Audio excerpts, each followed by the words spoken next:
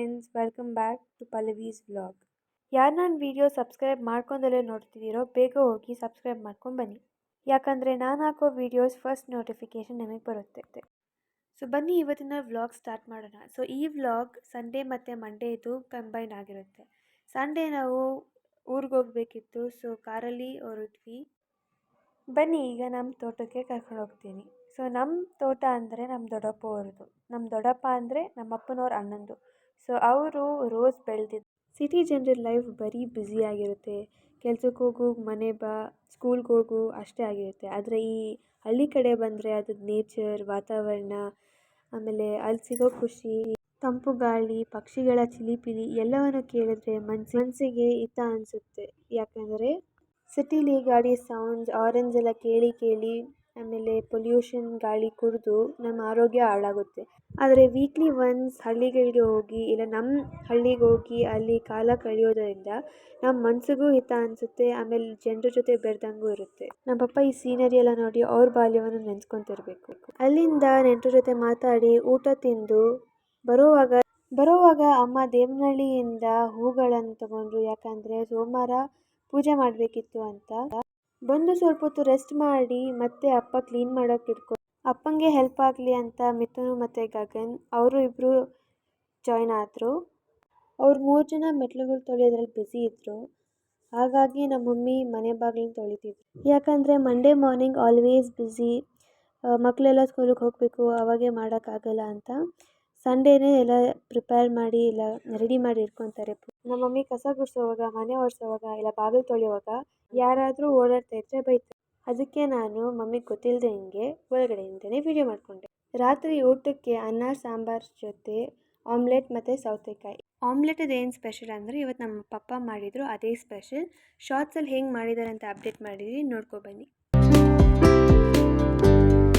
So ಇವತ್ತು Monday morning as usual busy life start ಆಗುತ್ತೆ.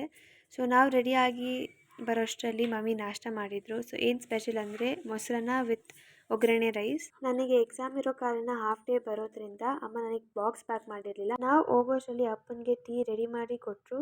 ನಾವು ನಾಷ್ಟ ತಿಂದು ಅಪ್ಪ ಟೀ ಕುಡಿಯೋಷ್ಟರಲ್ಲಿ ಅಮ್ಮ ಪಾತ್ರೆ ಕೂಡ ತೊಳ್ದಿಕ್ಕೆ ಬಂದರು. ನಾನು ಪಪ್ಪ ಕೆಳಗಡೆ ಹೋದ್ರೂ ಮಿಥುನ್ದು ಮಾತ್ರ ಆಗೋದೇ ಇಲ್ಲ. ಅವನಿಗೆ ಶೂ ಹಾಕೊಂಡು ಬರೋದಲ್ಲೇ ಇದ್ದಾನೆ ಕೆಳಗಡೆ. ಸೊ ಪಪ್ಪ ಹೋಗಿ ಗಾಡಿ ಸ್ಟಾರ್ಟ್ ಮಾಡಿದ್ರು. ಎಷ್ಟೊತ್ತಾದರೂ ಬರಲೇ ಇಲ್ಲ. ಆಮೇಲೆ ಪಪ್ಪ ಆನ್ ಮಾಡಿದ್ರು, ಆಗ ಬಂದ. ಇವತ್ತೇ ಅಂತಲ್ಲ, ಯಾವಾಗಲೂ ಮಿಥುನ್ದು ಲೇಟು. ಯಾಕಂದರೆ ಅವ್ನು ಊಟ ತಿನ್ನೋದು ಲೇಟು, ಬುಕ್ಸ್ ಪ್ಯಾಕ್ ಮಾಡೋದು ಲೇಟು. ಫೈನಲಿ ಬಂದ ಎಷ್ಟೊತ್ತಾದಮೇಲೆ. ಅಮ್ಮಂಗೆ ಬೈ ಮಾಡಿ ಸ್ಕೂಲ್ ಆ್ಯಂಡ್ ಕಾಲೇಜ್ಗೆ ಹೊರಟ್ವಿ.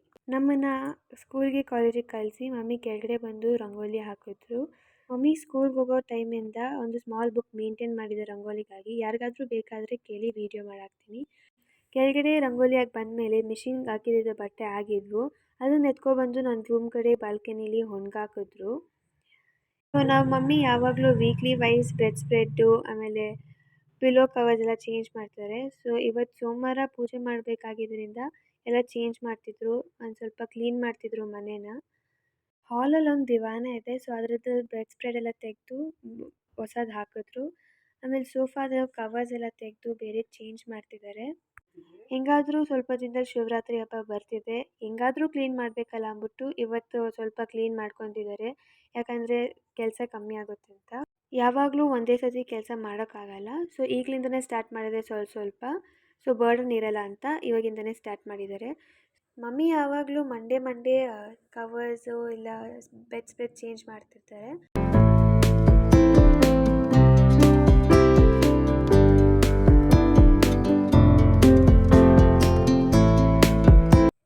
ನೋಡಿ ಚೇಂಜ್ ಮಾಡಿದಾದ್ಮೇಲೆ ಹೆಂಗಿದೆ, ಮೊದಲಿಗಿಂತ ಇವಾಗ ಒಂದು ಸ್ವಲ್ಪ ಬೆಟರ್ ಆಗಿದೆ, ಕ್ಲೀನಾಗಿ ಕಾಣಿಸ್ತಿದೆ. ಇದೇನಪ್ಪ ಪೇಂಟಿಂಗ್ ಅಂತ ನೋಡ್ತಿದ್ದೀರಾ, ಇದು ನಾನೇ ಫೋನಿಂದ ನೋಡಿಕೊಂಡು ಪೇಂಟ್ ಮಾಡಿದ್ದು. ಇದು ಮೇಲೆ ಕೃಷ್ಣದು ಮತ್ತು ಗಣೇಶದು ಐಡಿಯಲ್ ಸಿಕ್ಕಿದ್ದಾರೆ, ನೋಡೋಕೆ ಚೆನ್ನಾಗಿರುತ್ತೆ ಅಂತ. ಸೊ ಬೆಡ್ ಸ್ಪ್ರೆಡ್ ಎಲ್ಲ ಹಾಸಿ ನೆಕ್ಸ್ಟು ಅಮ್ಮ ಡೈನಿಂಗ್ ಟೇಬಲ್ನ ಕ್ಲೀನ್ ಮಾಡಿದ್ರು. ಡೈನಿಂಗ್ ಟೇಬಲ್ ಎಲ್ಲರೂ ಊಟ ಮಾಡೋಕ್ಕೆ ಯೂಸ್ ಮಾಡ್ತಾರೆ, ಆದರೆ ನಾನು ನನ್ನ ತಮ್ಮ ಬರೀ ಟಿ ವಿ ನೋಡೋಕ್ಕೆ ಇಲ್ಲ ಅದ್ರ ಮೇಲೆ ಏನಾದರೂ ಬರೆಯೋಕ್ಕೆ ಯೂಸ್ ಮಾಡ್ತೀವಿ.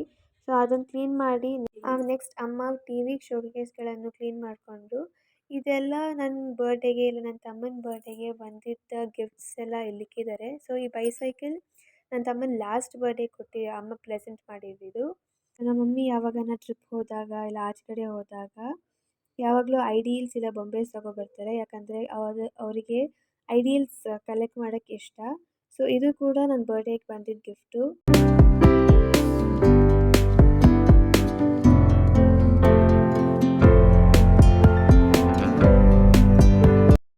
ಹಾಲ್ನಲ್ಲೆಲ್ಲ ಕ್ಲೀನ್ ಮಾಡಾದಮೇಲೆ ಅಮ್ಮ ರೂಮ್ಗೆ ಹೋದರು.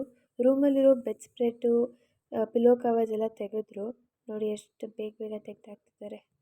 ಯಾಕಂದರೆ ನನಗೆ ಕರ್ಕೊಬರೋಕ್ಕೆ ಟೈಮ್ ಆಗುತ್ತೆ. ಯಾಕಂದರೆ ನನ್ನ 12 o'clockಗೆ ಬಿಡ್ತಾರೆ ಎಕ್ಸಾಮ್ಸ್ ಇರೋ ಕಾರಣ ಅಂತ. ಯಾಕಂದರೆ ನಾನು ವೇಟ್ ಮಾಡಬೇಕಾಗುತ್ತೆ, ಆಮೇಲೆ ಲೇಟ್ ಆಗುತ್ತೆ ಅಂತ. ಯಾಕೆ ಅಮ್ಮ ಇಷ್ಟೊಂದು ಫಾಸ್ಟಾಗಿ ಮಾಡ್ತಿದ್ದಾರೆ ಅಂದರೆ ಅವರಿನ್ನ ಕಸ ಗುಡಿಸಿ ಮನೆ ಒರೆಸಿ ಕ್ಲೀನ್ ಮಾಡಿ ಸ್ನಾನಕ್ಕೆ ಹೋಗಬೇಕಿತ್ತು. ಆಮೇಲೆ ಬಂದು ಪೂಜೆ ಮಾಡಬೇಕು. ಸೊ ಅದಕ್ಕೆ ಎಷ್ಟು ಫಾಸ್ಟಾಗಿ ಮಾಡ್ತಿದ್ದಾರೆ.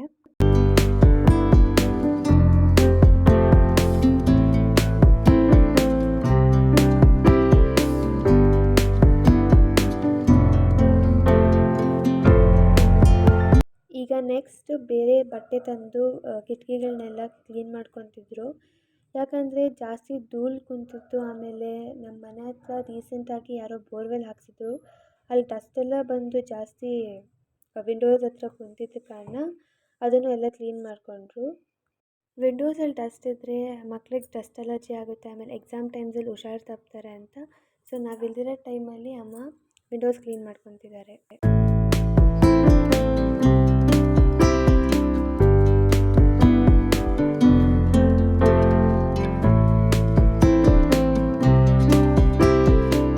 ಫೈನಲಿ ರೂಮ್ ಎಲ್ಲ ಕ್ಲೀನ್ ಆಗಿದೆ. ಸೊ ಔಟ್ಲುಕ್ ನೋಡಿ ಹೇಗಿದೆ. ಯಾರಿಗೆಲ್ಲ ನಾನು ಹೋಮ್ ಟೂರ್ದು ವಿಡಿಯೋ ಬೇಕಂದರೆ ಕಮೆಂಟ್ ಮಾಡಿ. ಅತಿ ಶೀಘ್ರದಲ್ಲಿ ಮಾಡ್ತೀನಿ. ಆದರೆ 1K ಸಬ್ಸ್ಕ್ರೈಬರ್ ಆದಮೇಲೆ ಮಾಡ್ತೀನಿ. ಸೊ ನನ್ನ ವಿಡಿಯೋ ನೋಡೋರೆಲ್ಲ ಹೋಮ್ ಟೂರ್ ಬೇಕಂದರೆ ಬೇಗ ಹೋಗಿ ಸಬ್ಸ್ಕ್ರೈಬ್ ಮಾಡ್ಕೊಳ್ಳಿ. ಹಾಗೆಯೇ ನನ್ನ ಚಾನಲ್ನ ನಿಮ್ಮ ಫ್ರೆಂಡ್ಸ್ ಆ್ಯಂಡ್ ಫ್ಯಾಮಿಲೀಸ್ಗೆ ಹೇಳಿ ಸಬ್ಸ್ಕ್ರೈಬ್ ಮಾಡಿಸಿ. ಸೊ 1K ಬೇಗ ಆಗಲಿ ಅಂತ.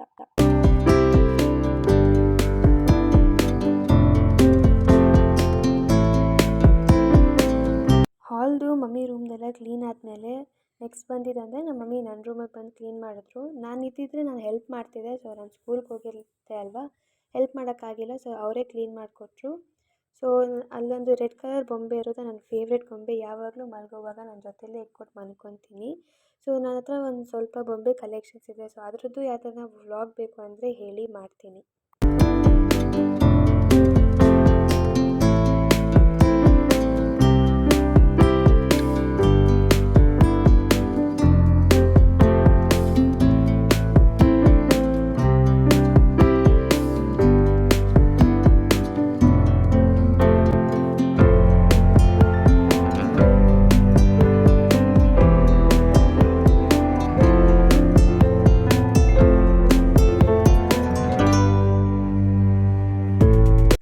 ಸೊ ನನ್ನ ರೂಮಲ್ಲೂ ಒಂದು ಕ್ಯೂಟ್ ಮಿಕ್ಕಿ ಮೌಸ್ ಡ್ರಾ ಮಾಡ್ಕೊಂಡಿದ್ದೀನಿ. ಅದೇ ಅಲ್ಲಿದ್ದಿದ್ದು. ಬೆಳಗ್ಗೆ ಬೇಗ ಅರ್ಜೆಂಟಲ್ಲಿ ಎಕ್ಸಾಮ್ಸ್ ಇದ್ದಿದ್ದ ಕಾರಣ ಬುಕ್ಸ್ ಎಲ್ಲ ಹಂಗೆ ಬಿಟ್ಟೋಗಿದೆ. ಸೊ ಅಮ್ಮ ಅದನ್ನು ಕ್ಲೀನಾಗಿ ಜೋಡಿಸಿ ಎತ್ತಿಕ್ಕಿದ್ದಾರೆ. ಇದು ನನ್ನ ಬುಕ್ ಶೆಲ್ಫ್ಸ್. ಬುಕ್ಸ್ ಎಲ್ಲ ಅಲ್ಲೇ ಇಟ್ಕೊಳ್ಳೋದು. ನೋಡಿ ಮೇಲೂ ಸ್ವಲ್ಪ ಡಾಲ್ಸ್ ಕಲೆಕ್ಷನ್ಸ್ ಇದೆ. ಅದು ನಾನು ಚಿಕ್ಕವಳಿದ್ದಾವಾಗ ಬ್ರೌನ್ ಕಲರ್ ಚಿಕ್ಕವಳಿದ್ದಾವಾಗ ತಗೊಟ್ಟಿದ್ದು ಮಮ್ಮಿ ಇನ್ನೂ ನನ್ನ ಹತ್ರ ಇದೆ. ಆಮೇಲೆ ಅದು ಪಿಕಾಕ್ದು ಮಮ್ಮಿ ಅವರೇ ಪೇಂಟ್ ಮಾಡಿರೋದು. ಫೈನಲಿ ಎಲ್ಲ ರೂಮ್ದು ಬೆಡ್ ಸ್ಪ್ರೆಡ್ಸ್ ಎಲ್ಲ ಕ್ಲೀನ್ ಮಾಡಾದಮೇಲೆ ಕಸ ಗುಡಿಸ್ತಿದ್ದಾರೆ.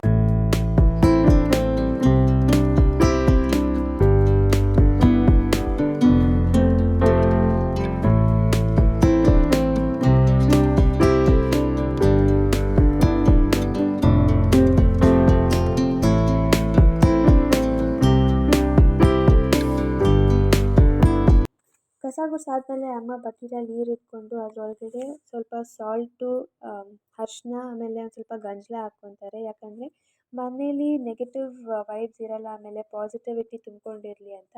ಆ್ಯಂಡ್ ಆಲ್ಸೋ ಬ್ಯಾಕ್ಟೀರಿಯಾ ಕೂಡ ಕಮ್ಮಿ ಆಗುತ್ತೆ ಅಂತ.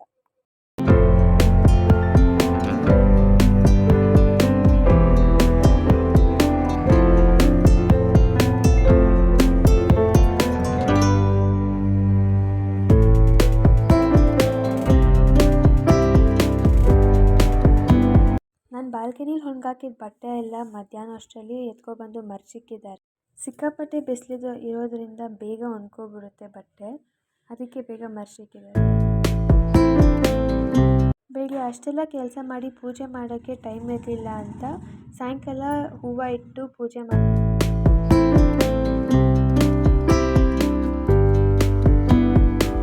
ನಮ್ಮ ಮಮ್ಮಿ ಹೇಗೆ ಪೂಜೆ ಮಾಡಿದಾರೆ ಅಂತ ನೋಡ್ಕೊಬಂದ್ಬಿಡೋಣ ಬನ್ನಿ.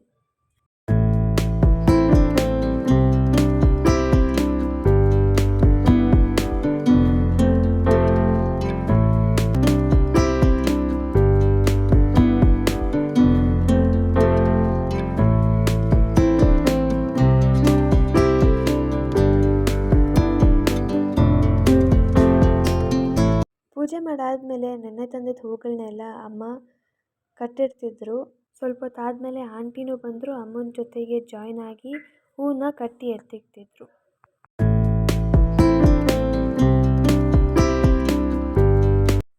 ನಾನು ಮೊಬೈಲ್ ಎತ್ಕೊಂಡಿದ್ದ ತಕ್ಷಣ ನನ್ನ ಇಬ್ಬರು ತಮ್ಮಂದಿರಿಗೂ ಓದೋಕ್ಕೆ ಇಂಟ್ರೆಸ್ಟ್ ಎಲ್ಲೆಲ್ಲಿಂದನೂ ಬಂದ್ಬಿಡುತ್ತೆ. ಆಮೇಲೆ ಆಂಟಿ ನೋಡಿ ಮಲ್ಟಿ ಟಾಸ್ಕಿಂಗ್ ಮಾಡಿ ಹೂವು ಕಟ್ಕೊತಿದ್ದಾರೆ, ಅಂದರೆ ಫೋನಲ್ಲಿ ಮಾತಾಡಿಕೊಂಡು ಹೂವು ಕಟ್ತಿದ್ದಾರೆ.